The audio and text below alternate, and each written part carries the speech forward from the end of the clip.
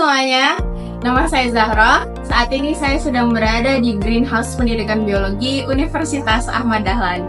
Di video ini, saya akan menyampaikan sebuah penelitian tentang pengaruh pemberian fungisida alami terhadap tumbuhan kacang hijau yang terinfeksi oleh jamur Fusarium oxysporum. Ini adalah tanaman kacang hijau berusia 4 minggu. Pernah nggak kalian berpikir bagaimana sih tanaman kacang hijau bisa tumbuh dari biji yang kecil menjadi tanaman yang besar?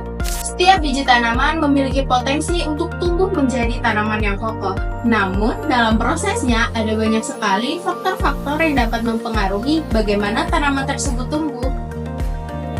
Untuk lebih jelasnya, berikut faktor-faktor yang berperan dalam pertumbuhan dan perkembangan tanaman. Secara umum, faktor-faktor ini terbagi menjadi dua, yaitu faktor eksternal dan faktor internal.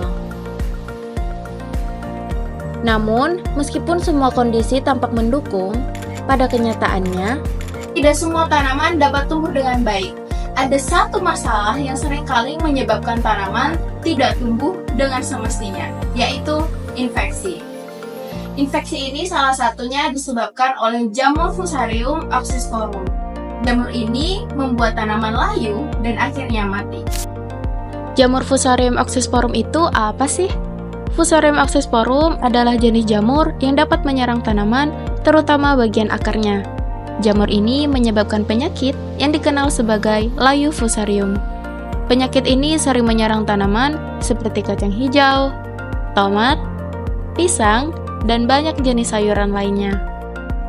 Nah, coba kalian ingat-ingat, pernah nggak kalian melihat tanaman yang layu? Hal ini bisa jadi disebabkan oleh jamur Fusarium loh. Lalu, gimana caranya supaya tanaman ini tetap sehat? Di sini saya akan mencoba menggunakan fungisida alami yang berasal dari ekstrak etil asetat daun mengkudu. Fungisida ini diharapkan dapat meningkatkan ketahanan tanaman kacang hijau terhadap jamur Fusarium oxysporum. Jadi kita akan melihat nih gimana prosesnya dan apa hasilnya. Kira-kira bisa nggak ya tanaman kacang hijau ini tetap tumbuh meski terkena serangan jamur? Untuk memulai penelitian ini, hal pertama yang perlu dilakukan adalah mensterilkan tanah yang akan digunakan. Proses sterilisasi bertujuan untuk meminimalkan mikroorganisme lain yang mungkin ada di dalam tanah.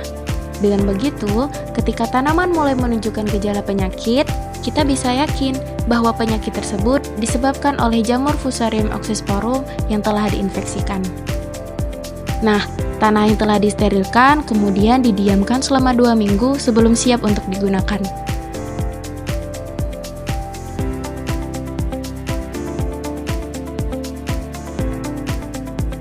Setelah tanaman kacang hijau berusia 7 minggu, tahap yang selanjutnya dilakukan yaitu penginfeksian jamur Fusarium oxysporum.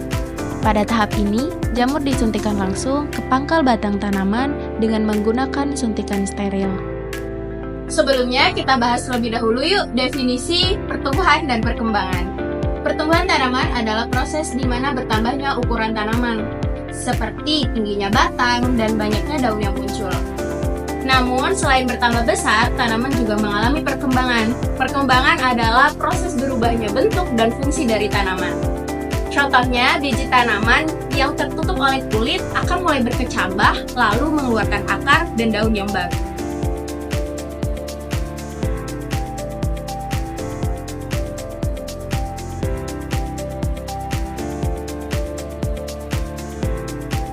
Nah, ini merupakan tanaman kacang hijau setelah 1 minggu penginfeksian.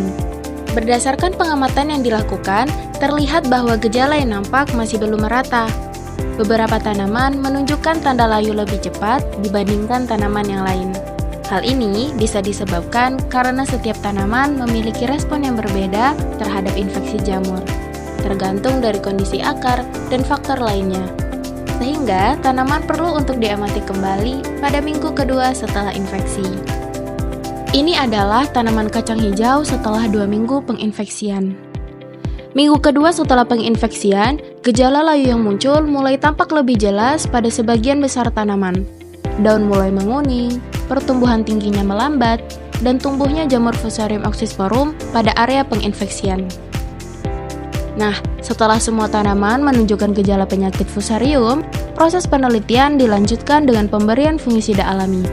Fungisida ini diharapkan bisa membantu mengurangi dampak dari infeksi jamur Fusarium oxysporum pada tanaman yang sudah terkena penyakit.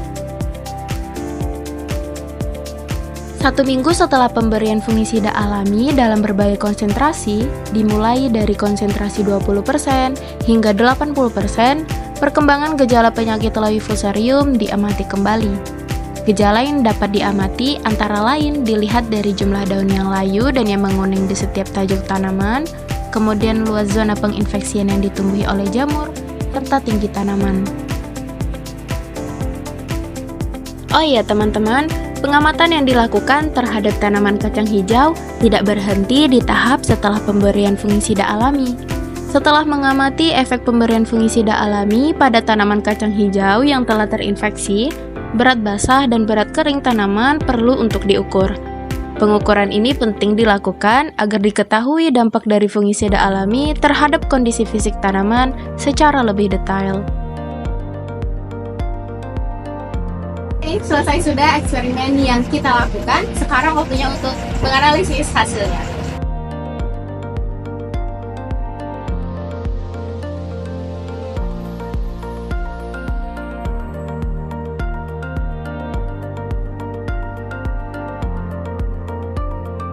Setelah mengamati seluruh prosesnya, melihat hasilnya, dan menganalisis datanya, kita bisa mengambil beberapa kesimpulan.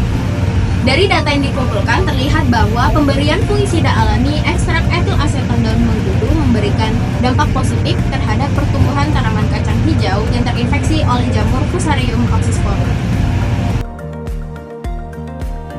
Pertumbuhan tanaman tidak hanya dipengaruhi oleh satu faktor, melainkan hasil interaksi antara faktor internal dan faktor eksternal. Faktor internal seperti genetik, hormon, dan kondisi fisiologis menentukan bagaimana tanaman merespon lingkungannya. Sementara itu, faktor eksternal seperti jamur Fusarium oxysporum, suhu, pH, kelembapan tanah dan lingkungan, serta penggunaan fungisida berpengaruh langsung terhadap kesehatan tanaman. Jika faktor internal dan eksternal selaras, pertumbuhan akan optimal. Hal ini dikarenakan tanaman memiliki daya tahan yang baik dan pertumbuhan yang terkendali.